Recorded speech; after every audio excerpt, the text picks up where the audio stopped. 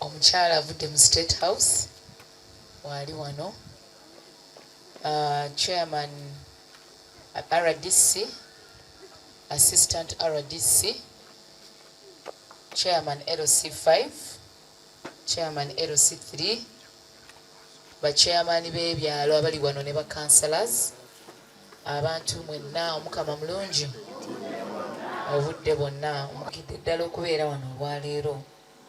Njagala okubeebaza emirimu na byonna bye mukola. Ekisookera ddala njagala okubeebaza obuwagizi ate n'akalulu.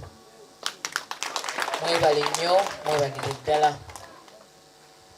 Ensonga etuleese wano nsonga ya ttaka ate gye mumanyi obulungi ebituleese. Njagala okwebaza Honorable Minister wa Lands okujja wano olwaleero n'akkiriza n'ajja eno munda mu kyalo munda so twagala okumwebaza. Abadde ambuuza wano wonna otwala okuba tuvudde Enjeru ate ne tuva Enjeru ne tudda wano. Ekibuga kino ekitundu kino kinene, si kibuga, ekyalo kinene nnyo ate ekitundu kye tutwala kino Honorable.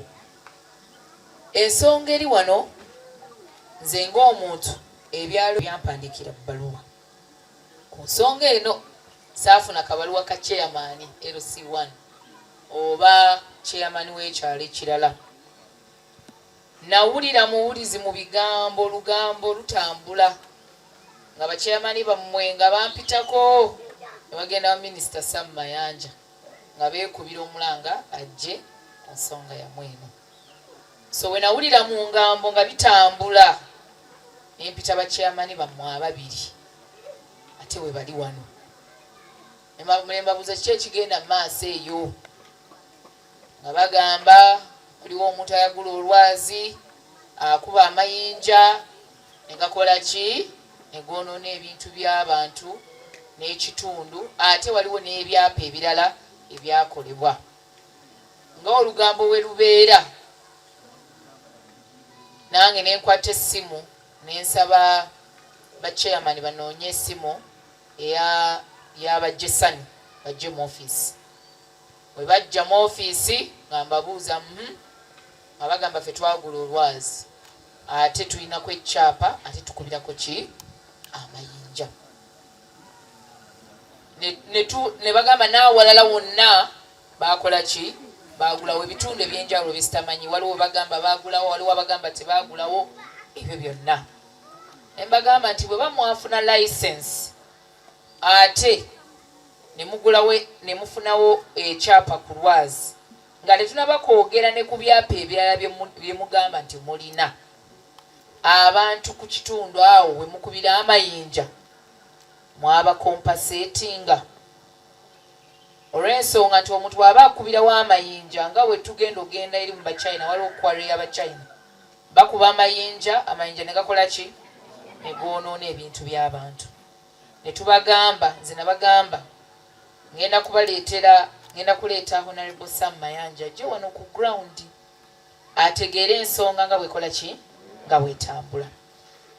Nensaba ba chairman nti bw'aba omuntu akuba amayinja ku lwazi nga yafunako ekyapa ate nga alinako license, alina okompasetinga abantu abeetoolodde ki olwazi, olw'okuba ye asobola okuba nga yafuna akolerawo bizinesi ye. Batekitegeeza oba okolerawo bizinesi ate amayumba g'abantu okole ki ogoonoone. So ensonga eyo ebadde etambula. Ba chairman babadde bakompasetinga abantu oba babadde tebabakompasetinga. Olwokuba ba chairman bano bajja mu ofiisi yange ate omanyi nze njagala nnyo ebintu ebyokubeera nga byerufu. Saagala ate boogere kiri ate boogere kino. Waliwo ekibadde kitambula oba tewali? Bachairman bajje abawa akazindaalo nga abantu bye nali mpulira. Waliwo abantu abali bajja nga batuuze nga batuukira ba chairman bennyini nga bagamba bo baagala kasente bakole ki bagende. Omanye ekizibu kye tulina ku nsonga z'ettaka nti omuntu ayogera kino ate bwadde ebbala ayogera ki essaawa zino nabagamba ekintu kyonna kitambulire mu mateeka. Singa saavaayo okulaba nti ekintu kitambulira mu mateeka twazituka ffenna ne tugenda mu ofiisi ya Honorable Minister Sam Mayanja atugaidinga ensonga eno egenda kukolebwa etya, nga tetwagala abantu mujje musabe ssente ate mugambe ffe baatukase kola ki okuzitwala. Ensonga eno enjiwulira nti waliwo abantu abava mu bwe bava ne bajja owa chairman ne babagamba ffe tweyagalira kaki.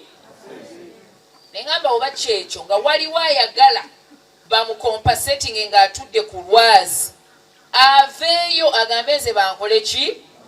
Bw'oba toyagala gwe sigala nga wookola ki obadde. That's why wabadde waliwo ekitambula wano nga mwena mukola ki mukimanyi.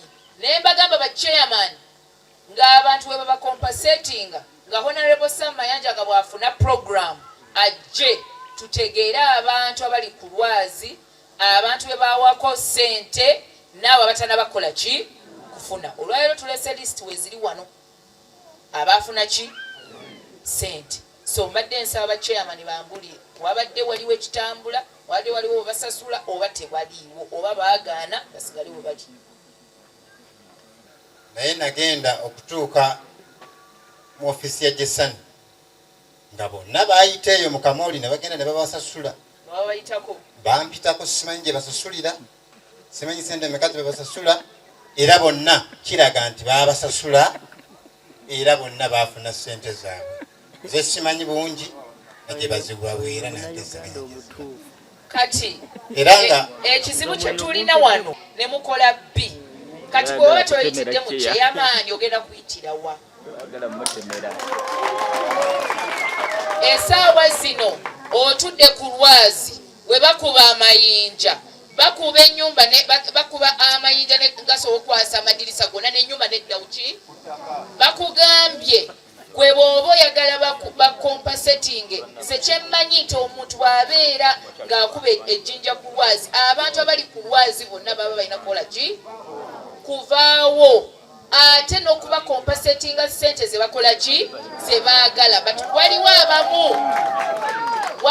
waliwo abamu abagamba nti ffe tetwagala kola ki bo ne basigalawo.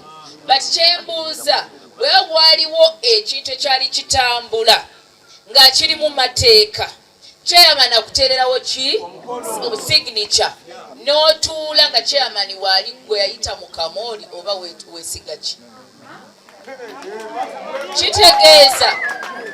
Kitegeeza naffe wano ku kyalo amateeka tetukola ki twagavaako.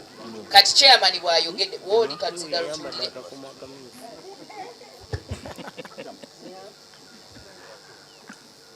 Okuva lwe twava mu ofiisi yo erinnya Sali Kizito ssentebe w'ekyalo ekiriraanye wano kiri ekyenalukolongo nti abantu abali ku lwazi, nze nalinayo famire ng'eri ku lwazi naye nga famire emu yokka, naye nga yagabanyizibwamu abantu abo nga bali 6.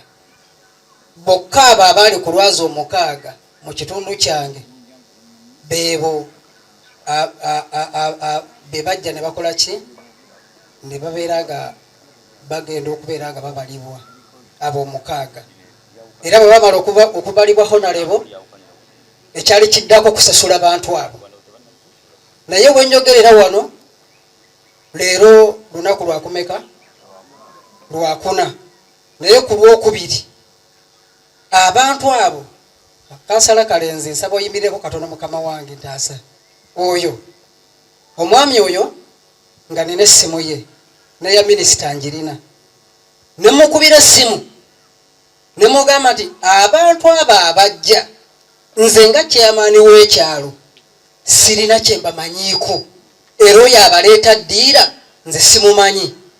Njagala okwebaza omukulu oyo ssebo n'okwebaza Honorable ono yabadde alina byakola, yasitukiddemu n'akuba essimu eri looya ow'abayindi n'abagamba nti abantu abo abajja chairman waba tabamanyi kubanga nze nga Honorable eddoboozi lyange liri mu bakyeyamaani bw'aba tabamanyi abantu abo baddeyo. Mukama wange njagala okwebaza abantu tebafunye ssente era babagobye ne bakomawo. Kati ekiriwo kirabika wali ebyapa ebirala nze sibimanyi olw'okuba nawira chairperson Roland Board ayagala kola ki kubisazamu olw'okuba tebakola ki. Nze kye naliko nali kuki ku Lwazi nagamba nti abantu bano we batandika okuba amayinja abantu tebagenda kufuna bwenkanya nga ffe kye tuliko honorable minister tuli kuki ku Lwazi n'abantu abaliranye ki Olwazi. So obuzibu tufunye nti abantu baganye bano abatuuze baganye okuyitira mu baki oba bakyamani mubatya oba bakubako vaati oba bakola ki simanyi ekigenda mu maaso. Bakyamani waba takutereddeko ki signature kati oba olagawa babakwata ne babateeka mu mmotoka ne babatwala ne mufuna akaseera ne mutuula ku kyalo ne mugamba ffe tumaze ate ne muddamu ne mugamba tebakoze eki tebatuwadde. Kati ensonga ekituleese wano n'ebirala minisita byajja okwogerako nze kyandeese wano ku making sure wabaakola ebyapa ebitali bituufu bakole ki babisazeemu. Ate n'ekyokubiri abantu abatudde ku Lwazi basasulu babawe ki ssente. Ekintu tetwakyogerako bulungi nga bakyamani weebali nga minisita tuwadde advice tugenze mu ofiisi ye n'atugamba nga we bagenda okompasetinga baki bati obuzibu bwe tufunye nti wano ku kyalo mulimu baddiira ne wabeera mu ddiira ne wabeera mu ddiira nti waliwo baddiira abatwala abalala nagamba jangu tutwale tugwe ssente. Waliwo abalala abatayitira mu chairman we ne batambula ne bagenda e Kampala ne bagenda ne bafuna ssente ne bakola ki ne badda. Mummwe mweriddemu olukwe ate mummwe mwabasabasa mu mayanja ajja bakole ki abayamba ate mweryamu ki bati ekirungi atuuse olwokuba omuntu w'abantu bonna ajja kubaluŋŋamya obulungi mutegere ensonga ate tutambulire mu mateeka. Essaawa zino tulina lisiti y'abantu 14 24 be basasudde 20 be bakoze eki abali wano mu kitundu kino muntegeera n'ebigambo ebyo. Nze kyenjagala abantu bange bafune obwenkanya. Njagala abantu bange abali wano honorable minister tulabe nga bwe tusobola okubayamba abo bali ku Lwazi tutuule wansi babasasule ssente. Ebyapa bye baakola ebifu bakole ki babisazeemu. Kyekyo twagala olw'okuba chairperson Land Board agambye nti waliwo abalala baakola ebiki ebyapa bali wano tebajja mu meeting ya chairperson Land Board tebakola ki tebajja. So ebyo bakole ki babisazeemu. N'ebigambo byange njagala okweba